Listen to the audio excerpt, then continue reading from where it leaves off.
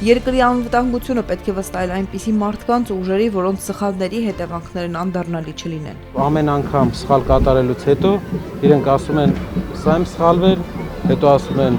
եւս մեկ անգամ սխալվեցինք, չի կարելի ներել այդքան սխալներ,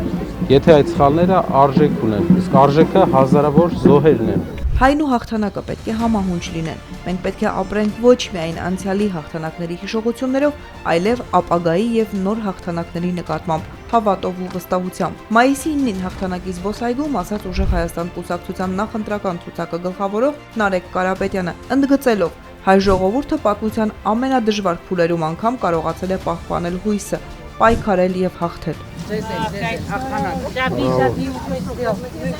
Հաղթանակ եմ ցանկանում, ես իմ ազգի անունից։ Արդեն ենթագիտակցորեն մեր մեջ ուզում են նստեցնել, որ մենք չենք կարող ունենալ հաղթանակ, ինչու չենք կարող, կարող ենք։ Բարեկեցությունն է այն հաղթանակը,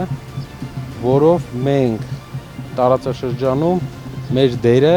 ֆիքսելու ենք։ Նրա խոսքով ֆաշիզմի դեմ տարած հաղթանակը հայ ժողովրդի տոկունության, կամքի եւ գոյատևման խորհրդանիշ է։ Նաեւ այդ հաղթանակի շնորհիվ է ձեռք բերվել ինքնիշխան երկրում ապրելու իրավունքը։ Մեր պապերի ու հայ ժողովրդի 100 հազարավոր զավակների արյունով վաստակած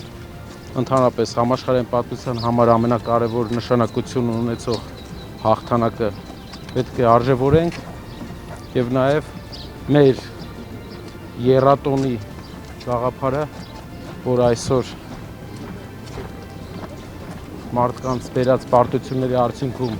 դարձել է ափսոսանքի օր, պետք է մեր ազգը վերականգնի հաղթանակի զգացողությունը, հայ անունը եւ հաղթանակը պետք է ապագայում իրար հետ քայլեն։ Ուժեղ Հայաստան կուսակցության անդամները ծաղիկներ խոնարհեցին անմար կրակի մոտ։